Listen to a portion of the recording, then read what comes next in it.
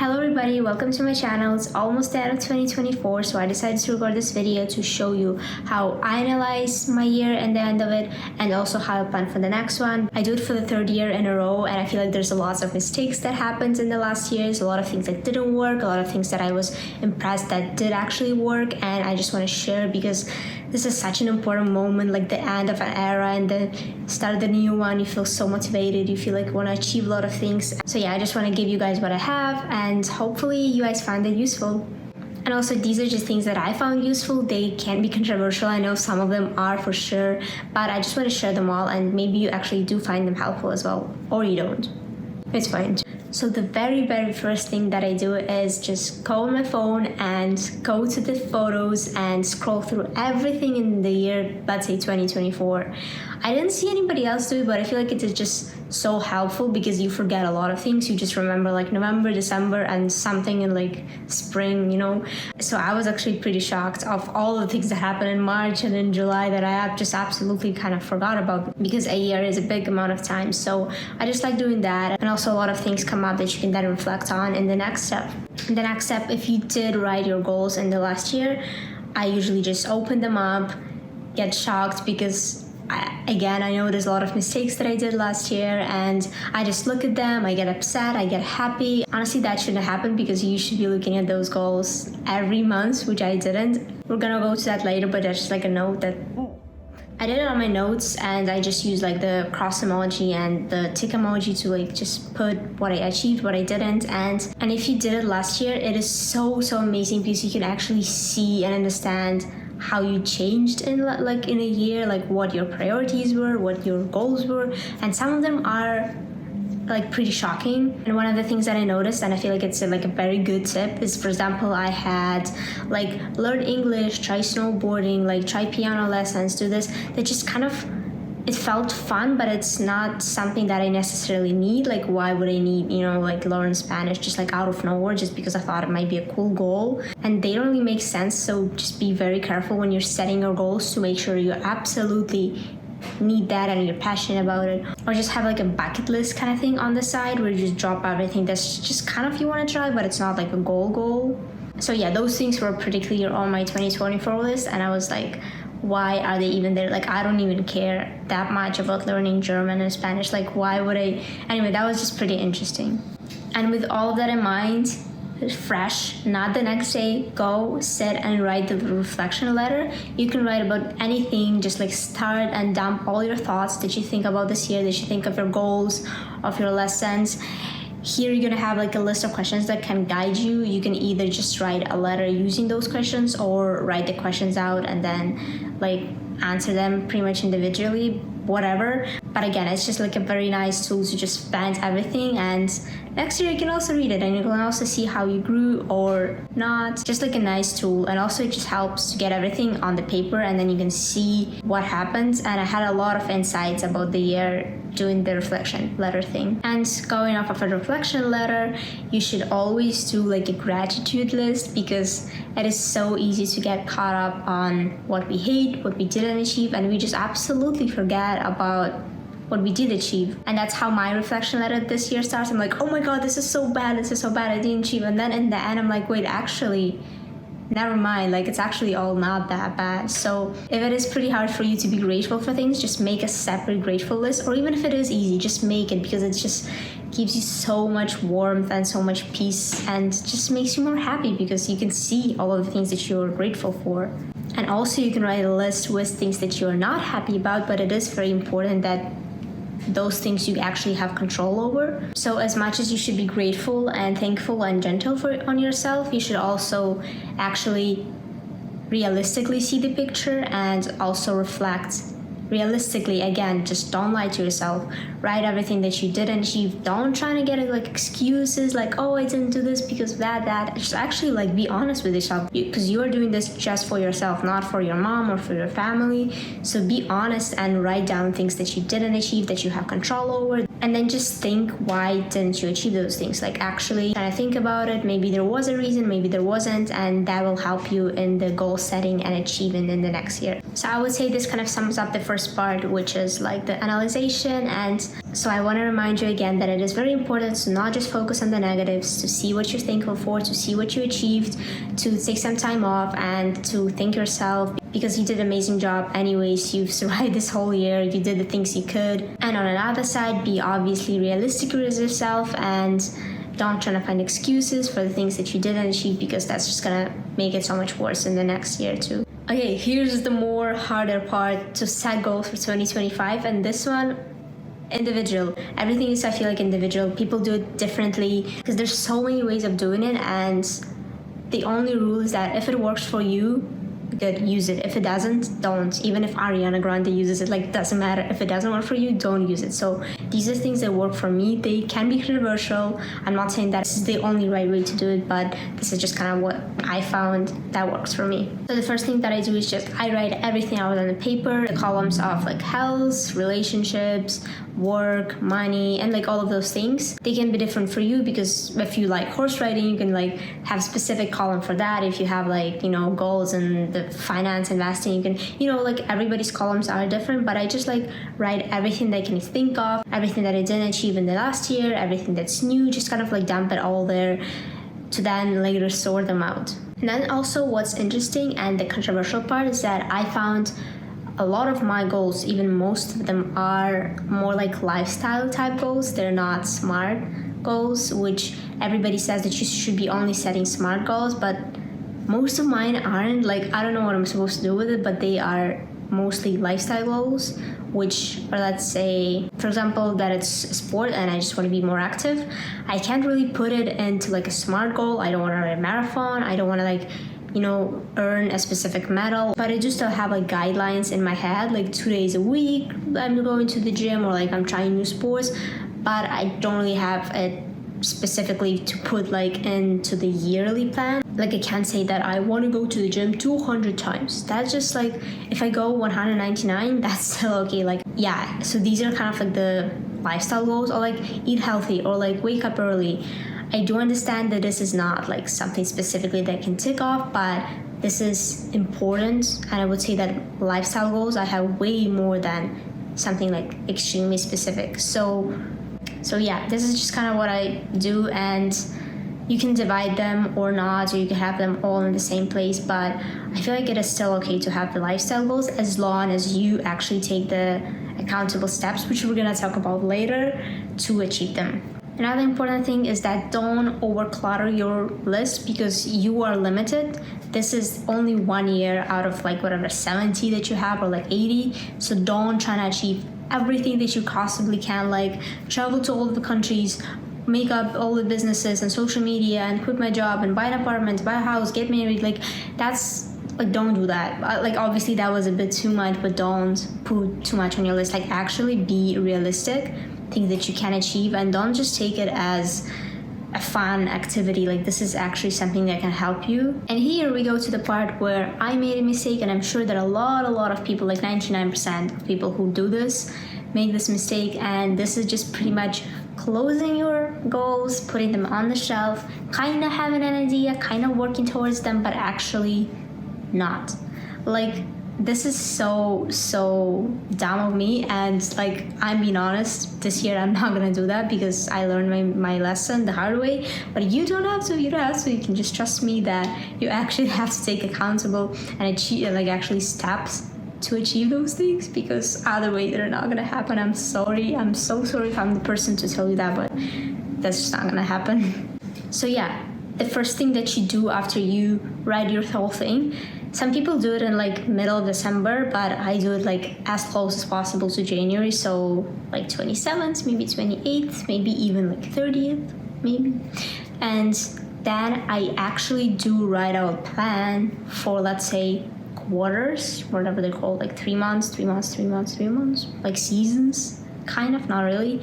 And then you can write out by month. So like January, you look at all your goals and you're like, actually, what do I need to do in January? And that is pretty hard, because you actually now can't just dream about it. You actually have to plan for pretty much tomorrow what you need to do. And that is the not glamorous part, but you actually have to do that to achieve the goals. And then obviously breaking them down into weeks and into days, because every day counts. And here I just want to mention an amazing book. It's called 12-Week Year, and I'm in the process of reading it. I'm almost done, and I feel like this is actually so smart. Like, they're so on point. And the thing they're trying to say is that a year is a huge amount of time, and a lot of people set the goals and then kind of work towards them, but then like, because it is such a big amount of time, they just forget about them, and then they aren't so productive because the deadline is literally in 365 days. Like, just imagine having an assignment that's done in 365 days. Like, you were not gonna do it unless it's like the last minute. So people are most productive in Novembers and Decembers, and those people, the authors of the books, saying that that's not really helping you. Like, in March you'll be so unproductive, and July you'll be like, whatever, it's like half of the year is still there. So what they are suggesting is breaking the year into 12 weeks. So your year is 12 weeks. You should plan for that. You should think that that's the year. And because it is so much shorter, you don't really have any time to say that, oh, I'll have it later, I'll do it in November. And also people who set like yearly goals only have one try a year to start, and then one try a year to regret in December. And when you have a 12-week year, you don't get that chance. You have 4 of them, so you can restart again. You can restart once more. That's why I'm also not a big fan of these like yearly goals, because when I looked at my 2024, I'm like that was a year ago. Like, my life is so different now, you know, because people quit their jobs, they move, they get different things, like life happens, so you can't really plan for like that long. And just like a big exclamation mark, actually, after writing your goals, whether it's for 12 weeks or for a year, doesn't matter. Actually, then break them down in the first week. Like, what am I gonna do January 1st to January 7th? Like, what am I gonna do February 1st? Like, just actually break them down and look at them every single month, whatever time period you choose, but you have to revise them all the time. You just be on track, stay focused, and yeah, like, you need to have your plan always right here. Because when I opened my 2024 goals, I was like, whoa, I forgot that I even wrote this. Like, that should not be the case. You should actually have it all the time here. Plan, execute, fail, rewrite, plan, execute, like all these things as often as possible, not once a year. And even if you have a big goal that kind of fits the yearly thing, let's say, I don't know, reach 100,000 subscribers, like, that feels like something measurable in a year that you can achieve, but still break that down into like, hey, I actually need to do 25 at 3 months, 25 per 3 months, right? Correct. Anyway, just, yeah, and then you're like, oh my god, this is so like actually maybe unachievable, or it feels, you know, like you actually get the realistic image rather than planning for the whole year. So if we're going back to setting the yearly goals, which are fine if you're following the rules that I've talked about, it is very important to also set your goals into different like time zones, because don't just get on everything in January, because a year is a lot of time. You can't do everything in January. Like, you can't achieve everything in January, in the 1st of January, just imagine. So let's say you have a goal to read 20 books or something. You can start it in January, or you can start it in May if you have a more important like work related goal, or if you have something that's kind of like a one-day thing, more like a memory, like go to a concert, like you can put it in October. So you have to like break everything down, I guess, in that type of situation. Like, you can start learning a new language in even November or like July. Like, it doesn't have to happen everything in January. And also, if it's like habit related, it also doesn't have to be all in January, because you're gonna get very overwhelmed. You're gonna be like, holy, I'm not doing that. I'm not waking up at 6 a.m. I'm not going to the gym, meditating, reflecting, eating healthy. Like, that's too much. So you can actually break that down. Like, in January, I'm starting to wake up early. In February, I'm starting to go into the gym, and then slowly build that, rather than pile everything at yourself January 1st. And January 10th, you're gonna be like, my yearly goal? Next year. That's all right. I am tired. And on that note, if you have, again, those like memory type goals that like, I want to start playing the piano, I want to try surfing, I want to visit this country, they get forgotten a lot. Those fun things. Unfortunately, like at least for me, when I opened mine, I was like, oh, I wanted to try snowboarding. I still do, but it's just kind of like it's not at the top of my list. So those things you actually have to put in your schedule, because fun is also important. Like you have to have a more like bright lifestyle. Not have to, sorry, but like it is important. And if you are super like work and ambitious kind of person, you have to put them on your schedule or you're gonna forget about them. So that's like a friendly reminder slash tip. And also a friendly reminder that I noticed that is very personal to me, that a lot of your goals, you have to be very careful with them, because some of them can be not like your goals. Let me explain. Let's say you saw somebody doing something and then you're like, wow, I want to try that, I want to do that, and then you put that on a list. Or you tried it last year, you didn't like it, and you're trying to like force yourself into liking it. You can see when the goal is not yours, or maybe you can see, like at least for me, in some goals I can see. In the end of the year specifically, it was pretty clear. Like I didn't really like those things, but I put them there because I knew people who liked them and I want to be friends with them. So I did those things, but they aren't really my goals. So be very careful with those on the list and ask yourself, actually, am I going to be happy when I achieve that goal? Do I need it actually? Or am I doing it for my mom, for my husband, for my kid? Just actually be honest with yourself and don't waste your time on goals that aren't yours. And here's a very funny exercise that kind of got me like, oh, like that when I heard about it, is that when you look at those goals now, at the 2025 goals, ask yourself, wait, the fuck didn't I achieve them in the last year? Like, and then you're actually staying shocked, because actually why? Like you're writing them out, you're being so ambitious, but they didn't just come to you today. They were most likely there for a bit longer than that.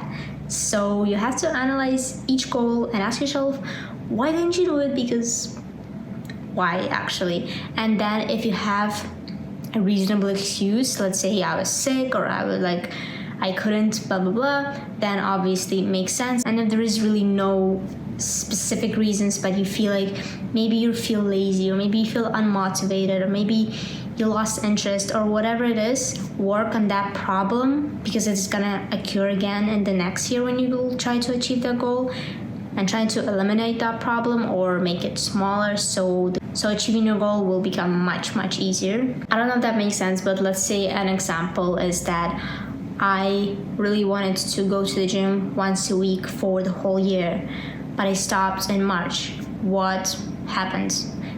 I would say that the first reason can be I got really busy with work, and that makes sense, like that happens, like I said.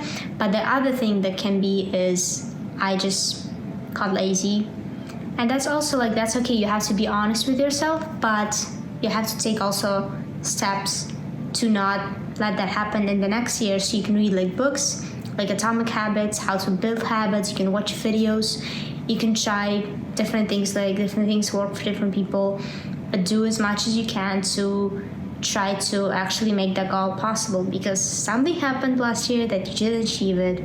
So we need to make sure that doesn't happen again. And once you have all of those goals right there in front of you, ask yourself, is that serving me in 10 years? Is that helping me to get where I want in 3, 5, 10 years?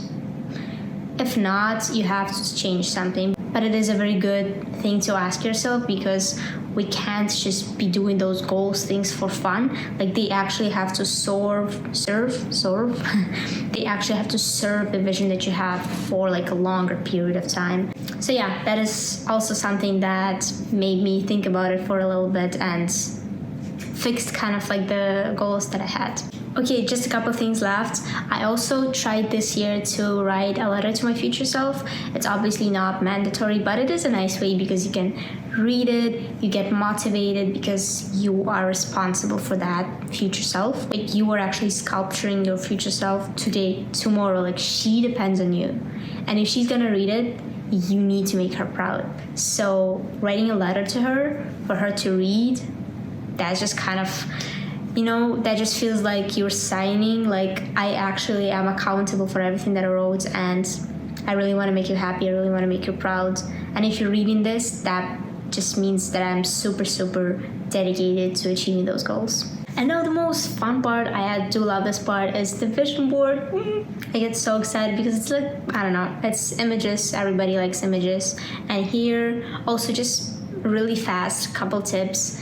Again, make sure those images actually are realistic, they make sense to your life, they aren't just like a bunch of pretty pictures, and they are achievable. Like, don't put a bunch of like Lambos and yachts if you aren't actually planning on buying or renting a yacht. Like, don't put a yacht there, because I feel like just pretty wallpaper is like one thing, but a vision board is something that will help you achieve the goals that you have. Your vision board has to reflect whatever goals you have and like visualize it, help you like manifest it and do all those magic things plus work, of course. But yeah, make sure that it is achievable, it reflects on your goals, and it's tied to your life and tied to your plans, and it's pretty.